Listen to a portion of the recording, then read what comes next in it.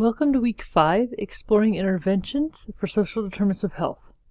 In this week, you're going to design a PICO question regarding an intervention for social determinants of health. At this exact moment, if you have no idea what a PICO question is, or what a social determinant of health is, that's okay. The assignment is designed to walk you through both of those, give you some foundational knowledge, and then show you what is expected of you as a result. So, as you go down, of course, there's the name of everything for this week, the unit outcome. You'll notice there's an assignment description. This one is lengthier than most of your assignment descriptions because it's in this area that you can get a better idea of what a social determinant of health is.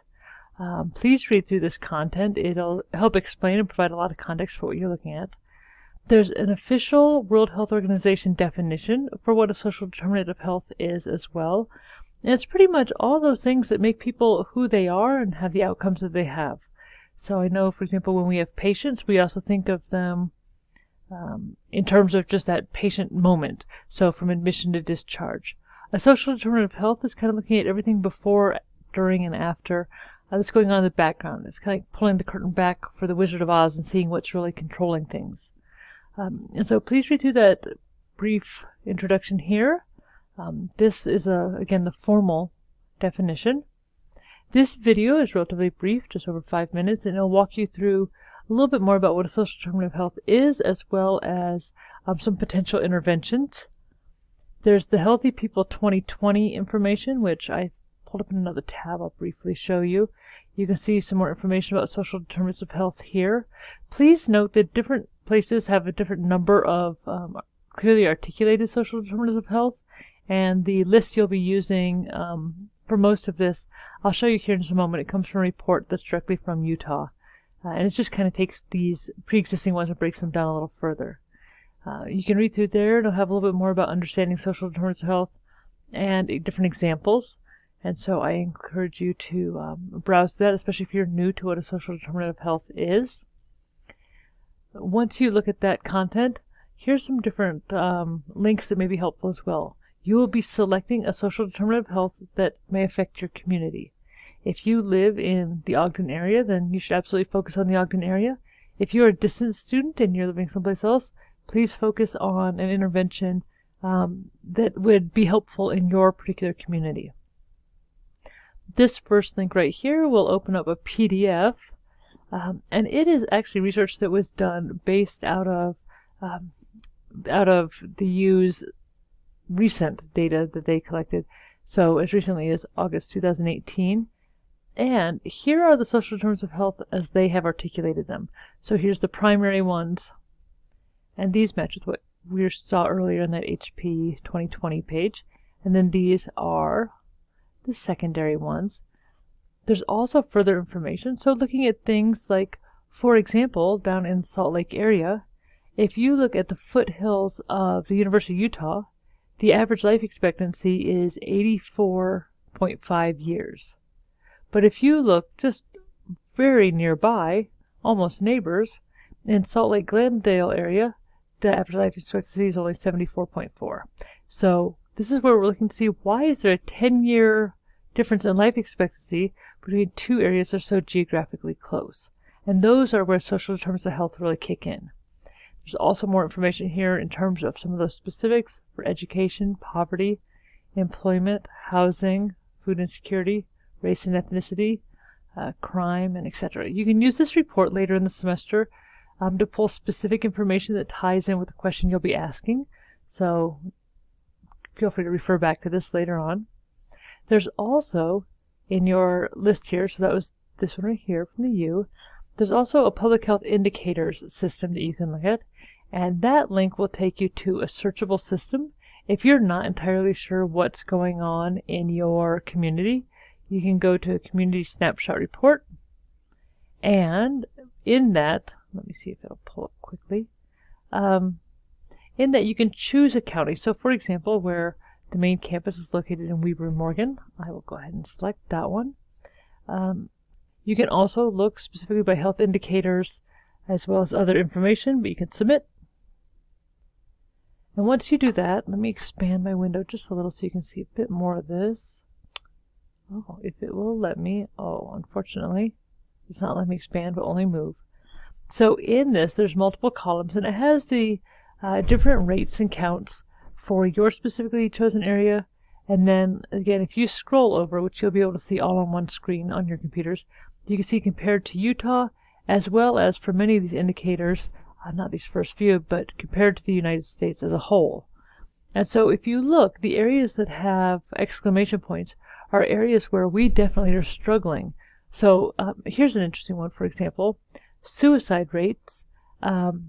If you look at, we have 28.6 as our rate here in Weaver County compared to 22 in Utah as a whole, and that's compared to a rate of 13 nationwide. And so here in Weaver County, our suicide rate is more than double the national average. So this is where you can look and see what possible issues are going on that can be tied in with social determinants of health that are important for where you live. So feel free to scroll through those as well.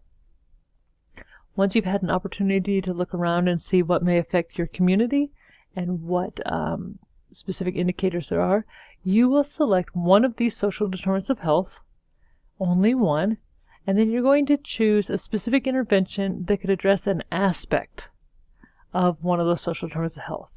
There's an exemplar at the bottom that I'll go through with you. There's other information you can look at. The CDC has quite a bit of information and some different ideas. There's another video here as well. So there should be plenty of content to help guide you through the different options that are available.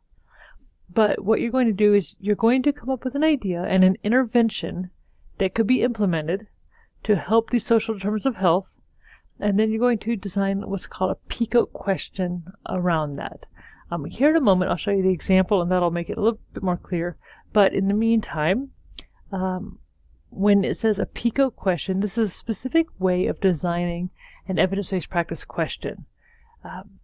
You can refer to your book, Chapter 2. It has quite a bit of information about designing a question. This is an optional article you can read as well. It is free and open access, and so you can go in and browse that. You can just search, Google that, and it will pop up for you. But there's also the AACN PICO style template. Now this, if anyone has ever played Mad Libs, where you kind of fill in the word, that's kind of what is done here. So for example, here's a good layout you could use for a PICO question because we're doing an intervention. So in blank for P, and that's for population, how does blank, I for intervention, compared to blank, C for comparison, affect blank, O outcome. You can do a time frame. You do not need to do a time frame. The T is optional what we're doing, but you can use that as a reference as well, just for how to word a PICO question. And so in that, again, as you do your reading, that will become quite a bit clearer for you. Now, even if you're a hybrid student, you'll be having some of this discussion in class, but you'll still be asked to submit the content below for your points, and then online students, you'll be doing this obviously as your main assignment. So again, this gets a little bit more into the PICO question. So P in PICO is your population. I is the intervention, so a specific intervention that you are planning to see if it would be effective or not. C is a comparison. That may be compared to another intervention, or it may be compared to how things are done now. And then O is your outcome. How would you be able to tell if that worked or not? If you did the intervention, what would you look at to see if it was successful? You will create and label a single PICO question as well, that ends in a question mark. And you will identify the potential implications of the findings towards improving healthy sustainability, or health sustainability. So you will be submitting a document that has this content right here.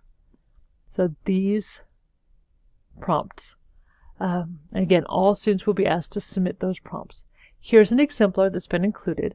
So if the social determinant of health that was being looked at was education, and the issue in that was looking at school attendance, then what we could do is we could look at, for the population of elementary school children in low-income schools, we could look at an intervention. This one that we selected was the walking school bus. If you're not familiar with what that is, there's a link there, but it's pretty much that there are designated adults who will start at the edges of a community or of a neighborhood and start to walk to school, and then as they walk past homes, kids will come out and join the group. And so the comparison is unsupervised walking to school, like each child just walking on their own, and the outcome would be increased attendance rates. So these are each of those components, and there's no timeline included in this one. Putting that all together into one labeled question looks like this. So for elementary school students in low-income schools, that's my population, are attendance rates better, outcome, when a walking school bus intervention is done daily compared to when students walk unsupervised to school? Comparison. So you'll notice that the P, I, C, and O don't necessarily have to go in that exact order, but they are all included in this question. Then here's the final piece, and you do not need to have references in here yet. You do not need to have found an article that shows this yet. Using your knowledge as nurses, think through how this specific intervention and the social determinant of health that it's addressing, how that could really address health sustainability. So with the walking school bus, here's an example that we've placed, and that is overall looking at the fact that if there's a walking school bus which increases attendance, that could help students not only be in classes to learn more about like their bodies and other health lessons, particularly for low-income families, that gives more access to healthy, nutritious meals for breakfast and lunch, and also can increase social interactions and friendships, which helps with mental health.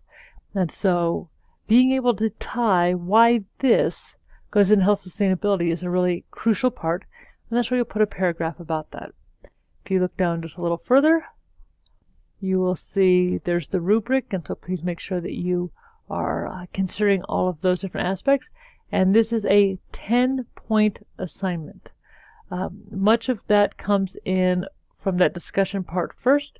So if you are an online student, we'll be discussing that through this class. If you are a hybrid student, the discussion will take place face-to-face, but you'll still need to submit this either way.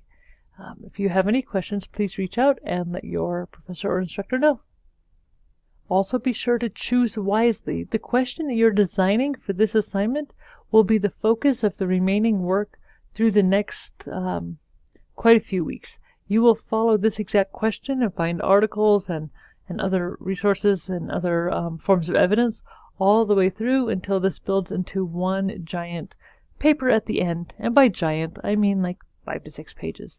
But the question that you select now will shape what you will focus on for the remainder of this course.